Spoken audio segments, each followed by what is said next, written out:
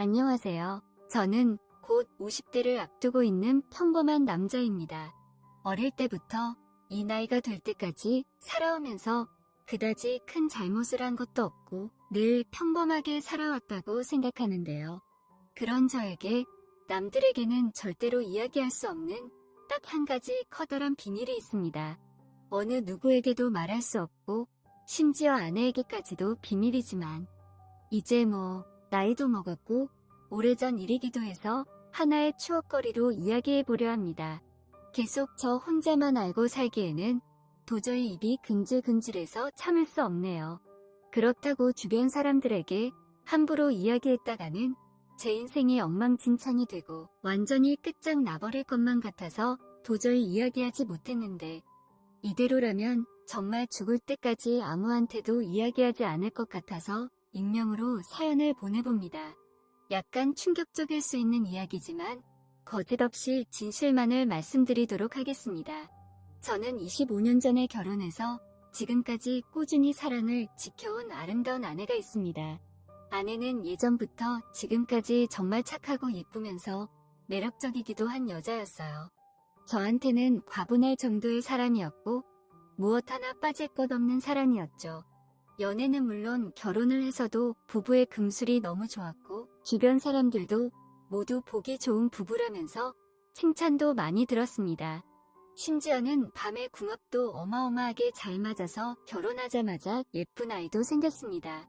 당시에 별다른 노력도 하지 않았는데 바로 천사 같은 아이가 생겼다는 말에 얼마나 행복하던지 지금 생각해도 저희 부부는 참 궁합이 좋았습니다. 장인어른은 일찍이 돌아가셨고 장모님만 계셨는데 장모님이 17살에 저의 아내를 낳았기 때문에 나이 차이가 별로 나지 않았습니다. 장모님이 관리를 잘해서 그런지 겉보기에도 그렇게 늙어 보이지 않고요. 제가 아내와 8살 차이기 때문에 장모님과도 위로 9살 차이밖에 나지 않습니다. 이 정도면 장모님보다는 누나라는 말이 어울릴 정도라니까요. 장모님은 나이도 젊은 편이었고 아내처럼 미인이었습니다. 처음 아내를 만났을 때 정말 예쁘다고 생각했는데 그 생각이 장모님을 처음 봤을 때 아내의 미모는 장모님에게서 내려왔구나 하고 단번에 느낄 수 있을 정도로 타고난 젊음을 유지하면서 자연적으로 아주 예쁜 그런 사람이었습니다. 아무리 그래도 나이가 적은 편은 아닌데 관리를 꾸준하게 했다고 하더라고요. 평소에 이것저것 건강에 좋은 걸 많이 챙겨 먹고 술도 잘 안 먹고 운동을 하루에 4시간씩 한다면서 몸 움직이는 걸 좋아하다 보니 몸매에 군살도 하나 없으셨습니다. 혼자 사는 미망인이고 젊고 아름답다 보니 동네 아저씨들이 우리 장모님하고 한번 놀고 싶어서 껄떡거리는 사람이 한두 명이 아니었습니다. 공원에 놀러 갔다가 옆에 벤치에서 저희 장모님 이야기하는 것도 실제로 들은 적이 있으니 말입니다. 하지만 장모님은 재혼은 물론이고 남자 만날 생각 자체가 없어 보였습니다. 먼저 돌아가신 장인어른을 그리워해서 그러는 건지 다른 이유가 있는 건지 알 수 없었어요. 원래 성격이 그렇게 밝은 편도 아니라서 동네의 아저씨들하고도 어울리지 않더라고요. 그런 장모를 보면서 저는 한편으로는 참 안쓰러운 마음이 들었습니다. 젊은 나이에 장인과 사별한 것도 슬프고 답답할 텐데 다른 사람을 만나지도 않고 지금까지 혼자서 지내는 게 얼마나 힘들었을지 상상할 수 없었어요. 그렇기 때문에 아내가 저와 결혼하기 전에 제게 시집 가버리면 혼자 남게 될 장모님이 불쌍해서 안 될 것 같다고 이야기했고 그런 아내를 위해 저는 평생 장모님을 제가 모시고 살겠다고 대답을 했습니다. 아내가 예쁘면 처가 기둥의 절이라도 한다는 말처럼 기쁜 마음으로 장모님과 함께 살았어요. 처음부터 딱히 그게 불편할 거라고 생각하지 않았습니다. 마음의 준비도 항상 했고 다짐도 여러 번 했지요. 막상 함께 살다 보니 신기할 정도로 불편한 게 없었고 장모님이라고 많이 눈치 보거나 그러지도 않았고 생각보다 하루하루 생활이 괜찮더군요. 신혼 초에 아내가 임신하고 힘들어했지만 장모님이 옆에 있어서 저의 입장에서는 오히려 너무 편했어요. 오히려 좋았습니다. 아무래도 경험자가 옆에 있으니까 아내도 심적으로 잘 의지할 수 있고 아내 혼자 끙끙 앓는 모습을 안 봐도 되니 저도 마음이 편했고요. 아이가 태어난 이후에도 장모님께서 아이를 많이 봐주신 덕분에 아내와 저는 바쁜 와중에도 나름대로 행복한 신혼생활을 즐길 여유도 있었습니다. 그러다가 우리 아이가 첫돌이 지났을 때 여름 휴가를 가게 되었어요. 아내가 바다를 보러 가고 싶다는 바람에 장모님을 모시고 온 가족이 강원도 양양으로 갔습니다.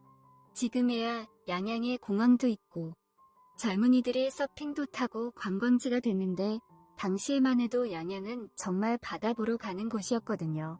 관광지라고 말하기도 애매했습니다. 그래도 그때는 바다 하나는 끝내줘서 거기로 여름 휴가를 가게 됐습니다. 저는 평소에 운전을 오래 하면 너무 몸이 피곤한 스타일이라 도착하자마자 숙소에서 잠이 들어버렸고 저를 뺀 나머지 3사람은 바다로 놀러 나갔어요. 낮잠을 한참 자고 일어났는데 너무 더워서 일어났어요. 에어컨을 강하게 틀고 화장실도 갔다가 목이 말라서 물 한 잔 마시기 위해 주방 쪽으로 갔습니다. 어차피 다른 사람들은 전부 바닷가에 놀러 갔기 때문에 저는 우통을 다 벗은 상태였어요. 비몽사몽하며 물을 마시려고 주방으로 걸어갔는데 제 아내가 냉장고를 정리하고 있는지 쪼그려 앉아서 숙소 냉장고를 뒤적거리고 있었습니다. 평소 제 아내가 즐겨 입었던 티셔츠와 치마였기 때문에 저는 아무런 의심 없이 제 아내라고 생각하고 뒤에서 끌어안았어요. 아내가 몸매가 정말 예쁜데 그 중에서도 뒤태가 가장 예술이었습니다.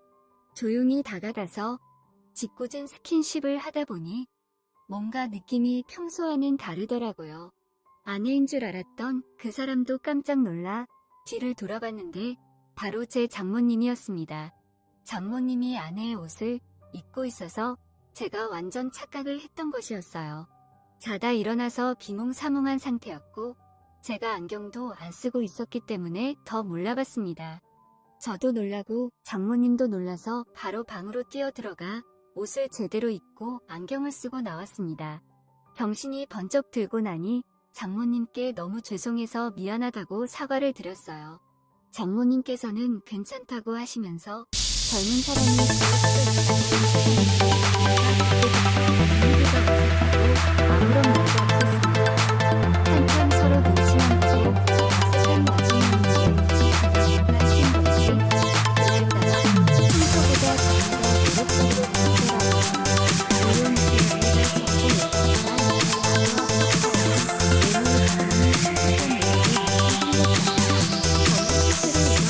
부부가 외모를 너무 젊고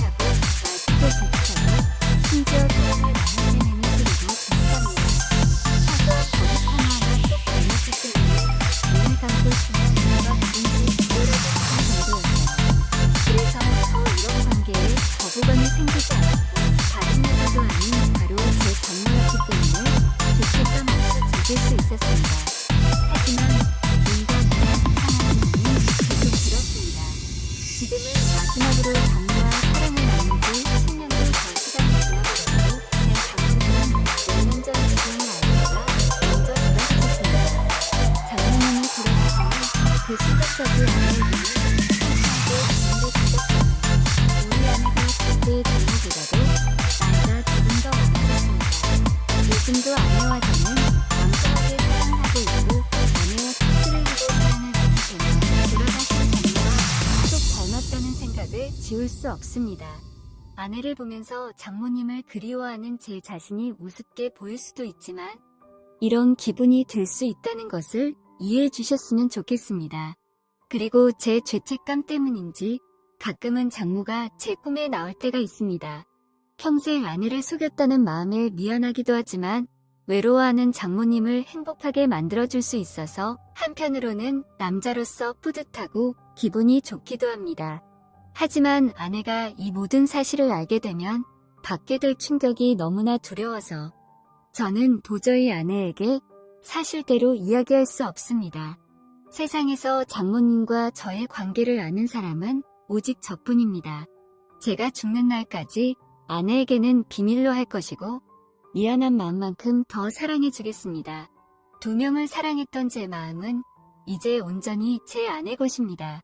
제 이야기를 들으신 분들은 막장 집안이라 생각하겠지만 적어도 저는 밖에서 다른 여자를 만나서 바람을 피우는 놈들보다는 제가 낫다고 생각해요. 끝까지 비밀 잘 지키고 행복한 결혼 생활을 할 것입니다.